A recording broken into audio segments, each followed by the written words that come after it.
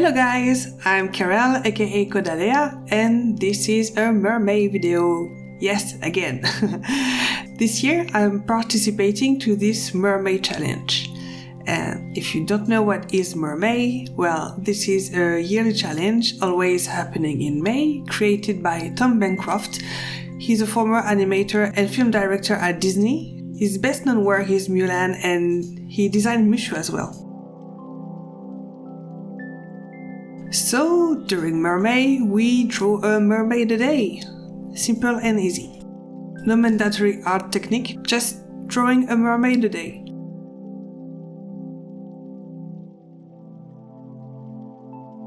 You can follow a list of prompts. There is always an official one, but there are tons of other lists each year.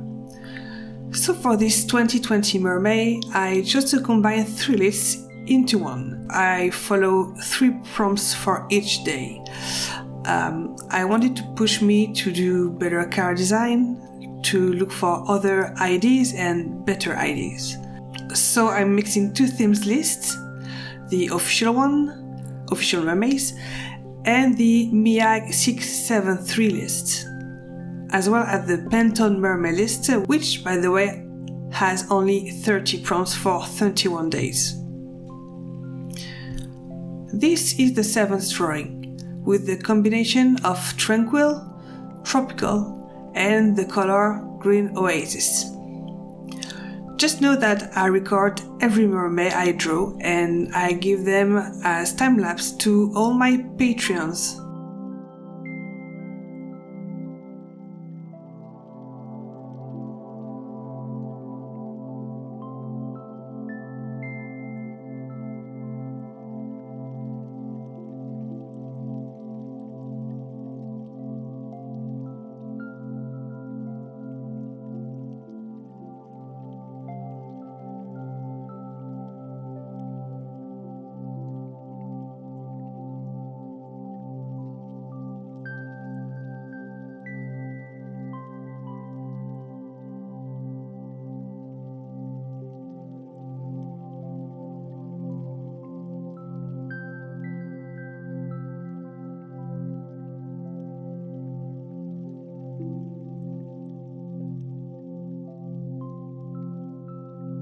While I post only 1 mermaid per week here on YouTube.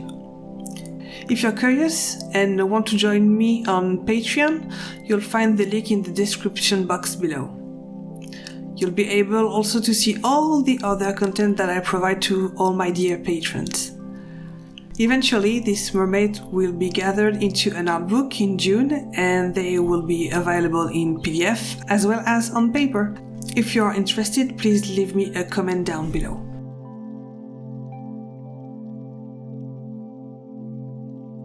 So let's go back to this mermaid. The first thing I do is going on the website Peloton, which you'll be able to find in the description down below, to have a nice similar tone palettes, as well as adjacent colors with very similar and harmonious hues, as well as tetrad colors.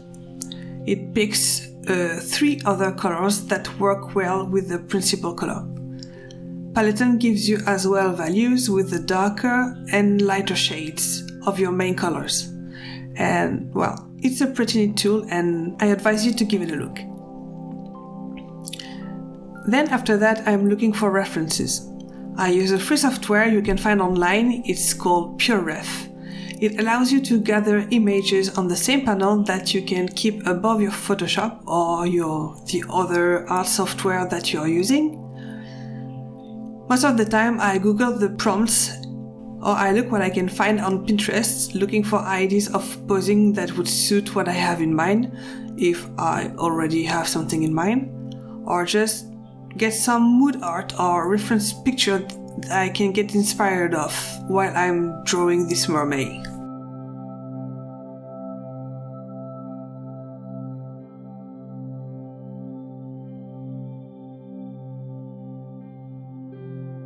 I sketch several ideas first, most of the time 2 or 3, just to be sure not to jump right on the first idea that comes to my mind and simply explore more ideas.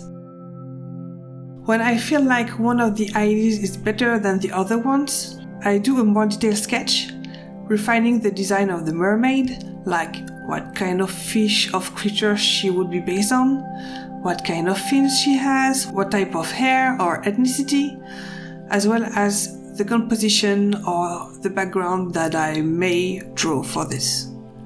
If I feel like adding one, of course. And that was the case of this one.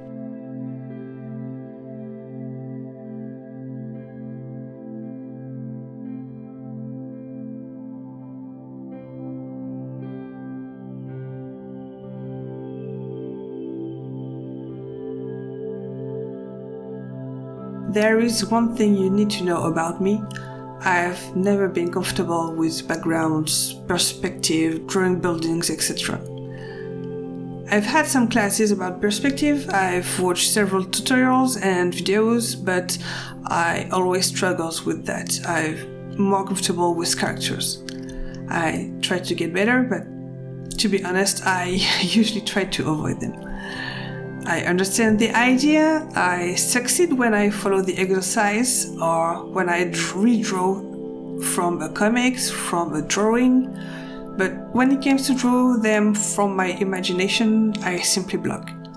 Sometimes I try to kick my ass to force me to put more backgrounds or to create the character with the background when I'm imagining the scene in the early steps, but well, it's still a work in progress. That's why I chose to show you how I did this one.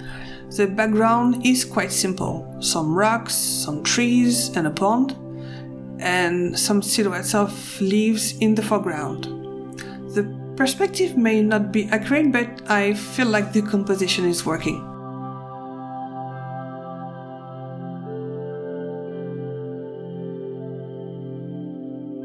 After the sketches, next step is blocking the silhouettes and the colors, breaking the image down into different planes.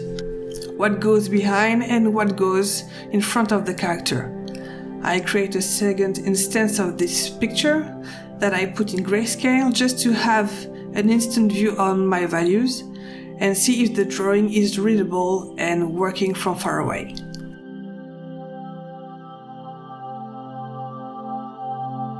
After that, it's quite simple. I color block every different color on a separated layer, using clipping masks and attaching them to the right silhouette. Once it's done, I go to the step of putting shadows on every element using a clipping mask as well. Well, it can be quite tedious because everything is still separated and it's easy to forget one element. It happens often. I use the same techniques for highlights. Then there's a step with an overlay layer, just to give more peps to the illustration. And for this particular piece, I wanted to feel like she was in a luxurious forest with this, with this typical light that comes through the foliage. I spent a lot of time trying to figure out the right method, the right brush to help me with this kind of under the trees shade. And basically that's it.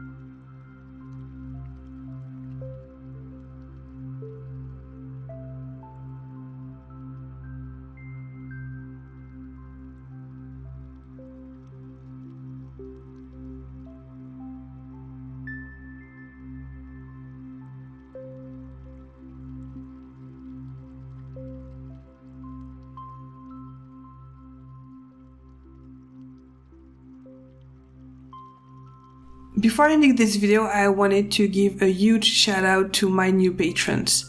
They helped me to fulfill my dreams and helped me to work on my own project. And for that, I owe them a big thank you. For this one, I name Purple Hills and Seve Manga. Thank you so much, guys. So this is the end of this voiceover. I hope you enjoyed that video. Please give it a thumbs up and leave a comment down below. You can also subscribe to this channel if it has not been done already. And you can also ring the bell to be informed when the next video will be out. Have a great day, guys, and until the next time, take care and draw your heart out.